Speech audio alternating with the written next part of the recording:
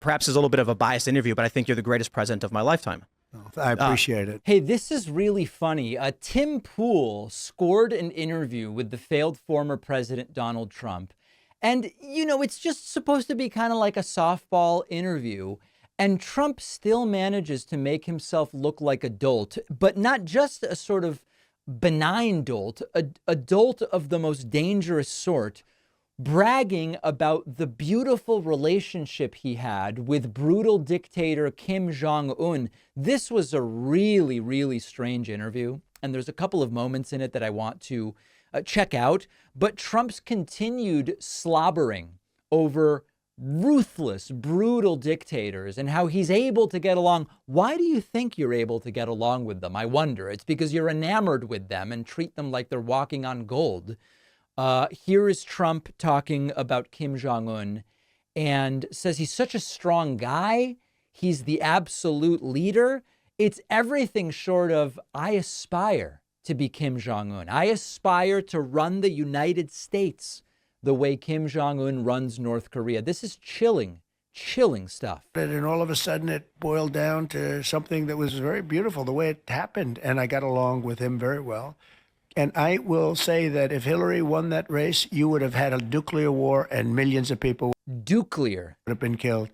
And you weren't even close to that. It never happened. It was never going to happen. I got along great with him.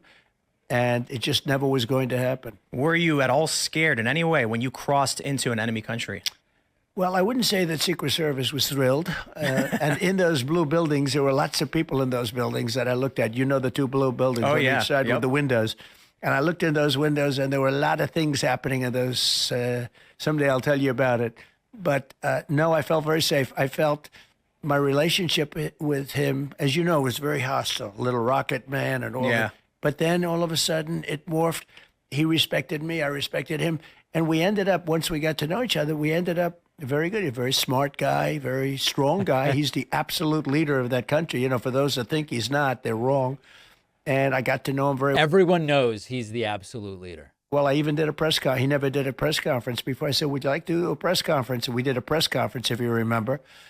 And then he said, that's the end of the press conference. And boom, everybody was pretty radically thrown out. But it was a press conference, the only press conference he's ever done. He loves these guys. He loves these guys. And so this is, you know, it's very popular now to, when you can't defend the facts, you attack the vision. And so I'll give you an example of what I'm alluding to. Last week, when I was on Fox News's Will Cain show, and I wanted to have a very grounded conversation about what are the facts about this? What are the facts about that? And what do we know about whatever? How do we know things? Will dropped this, you know, you leftists used to be skeptical about institutions and government power. And now you, I'm paraphrasing, just blindly accept it. You love it. You love more government power, usher it in, whatever the case may be. And oftentimes what these guys, people will try to do is when on the facts they take an absurd, untenable position, they'll try to levy some broader critique. And so the one that is here is we would look at this and say, hold on a second.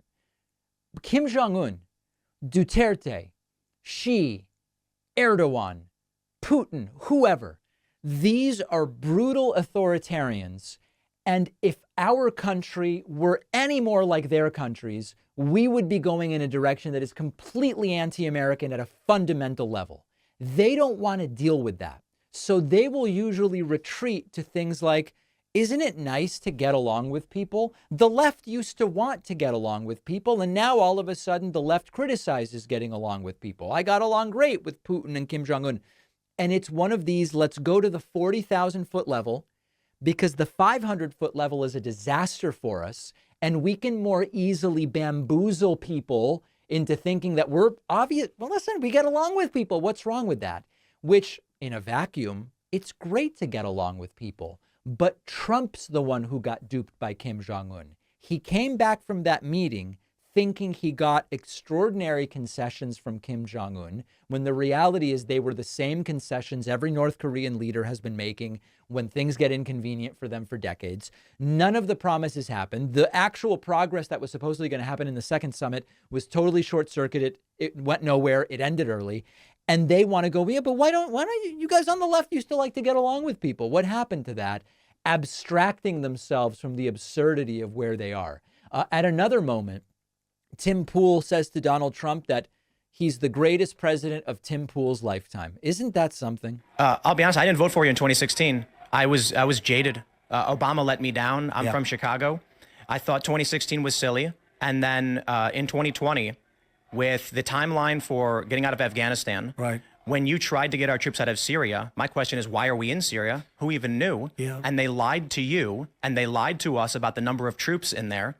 And so maybe it's a bit blunt for me to say I want to see people prosecuted for the lies to the American people.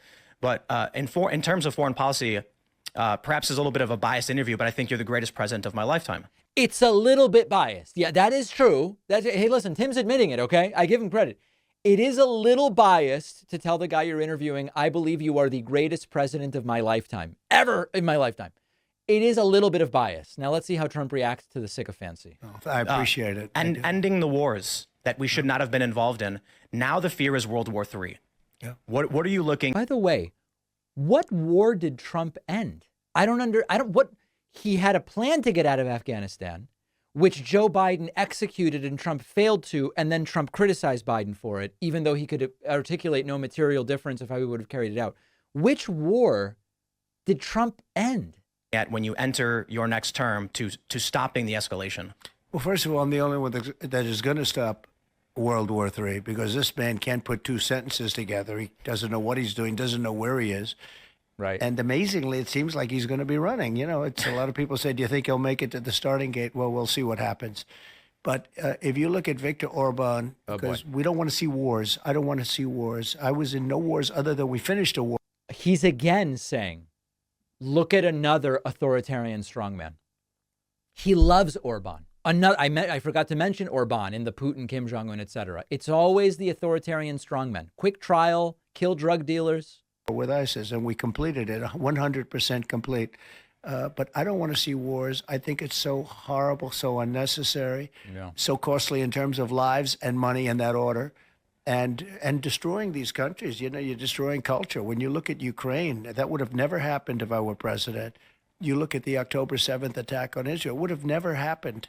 I look at your policies, I see secure the borders, bring jobs back. I look at the Democrats and many Republicans, and it's foreign war and foreign expansion. Honestly, I don't know of any Democrat running on foreign wars and foreign expansion, but if somebody can tell me who, I would love to evaluate it. Tim Pool asking a fair question. Are you going to stack the federal government with MAGA loyalists? Because that is part of Project 2025. Are we going to get some good personnel in as Attorney General, Deputy Attorney General, and in the CIA, and see some prosecutions? So we had some great people because our trade numbers were fantastic. The jobs we did on trade, the jobs we did, frankly, in the military underneath the terrible television generals who were absolutely terrible, but we have incredible people. You know, we defeated ISIS, and we had no new wars because they were concerned with us. I had no wars at all. I finished off a war that we were in for 20 years, but we had no wars. I guess Trump is pretending he got us out of Afghanistan, which is really weird because, of course, he didn't. He criticized Biden for getting us out. Trump says he's considering pardoning WikiLeaks founder Julian Assange. Considering. Now, honestly, this is the language Trump uses when he has no clue. He goes, yeah, maybe. I'm considering it. He said at his libertarian speech, maybe I'll pardon Ross Ulbricht, commute his sentence. I don't know. More big one. Will you pardon Julian Assange? Well, I'm going to talk about that today, and we're going to give it very serious consideration. And we're going to have a couple of other things to say in the speech that I think you're going to love. I've heard some rumors. And you've gotten so much out of me, I should leave a little bit for the speech, don't you think? Mr. President, it is an honor and a privilege. I really do appreciate you sitting down with me. And you're very respected, I have to say. When I did a little research, and some of my guys said, and I met you before, but they said just a very respected guy. It's my honor. And then lastly, on deportation, Trump planning the largest deportation effort ever And he says he's planning to use local police, which legally is very contentious. I know that you've said that there's going to be the largest deportation effort in your next term. How do we do it? So millions and millions of people are coming into our country, and it's not necessarily exactly what we want or had in mind. They have open borders where people just flow in. And many of those people are coming from prisons. Many of those people, frankly, are murderers and they're drug dealers, and they're coming from mental institutions, and they're coming from places that are not going to work very well. It's not going to be very good for our country. So we're going to start with that, and we have to get them out. No country can sustain what we're going through. I believe the number is 15, 16 million, could even be 17 million people right now. That's bigger than almost all of our states. I think it's freaking out young people. How do we do it, though? I mean, is it going to be new personnel? It will really be done with local police. You know, the respect has been taken away. The honor has been taken away from our police forces. They're not allowed to do anything. It will be done with local police. It's not that they aren't allowed to do anything, but there are real legal limitations on using local police, municipal and state police, to enforce federal immigration law. You can deputize or involve local police for certain activities, not for others. The really important thing here is some people see this, they go, why isn't that being done? It's not being done because it's mostly against the law. And that is another scary aspect to what Trump has planned. So a wild interview meant to just kind of be, I mean, like Tim says, he thinks Trump's the greatest president of his lifetime. It is supposed to be a softball interview, and Trump's still somehow making himself look completely clueless. It is time to start thinking like voters and to make sure that kids understand the importance of voting, how it works, registering, ballot initiatives, because so many kids just have no idea. That's why I wrote the new children's book, Think Like a Voter. I can think of no better time and no more important group of folks to try to reach. The book is now available at davidpakman.com/book, where, by the way, you can get the first 2 books in the series as well. Think Like a Detective and Think Like a Scientist. Really important stuff. Donate them to local libraries, classrooms. Read them with the kids. davidpakman.com/book.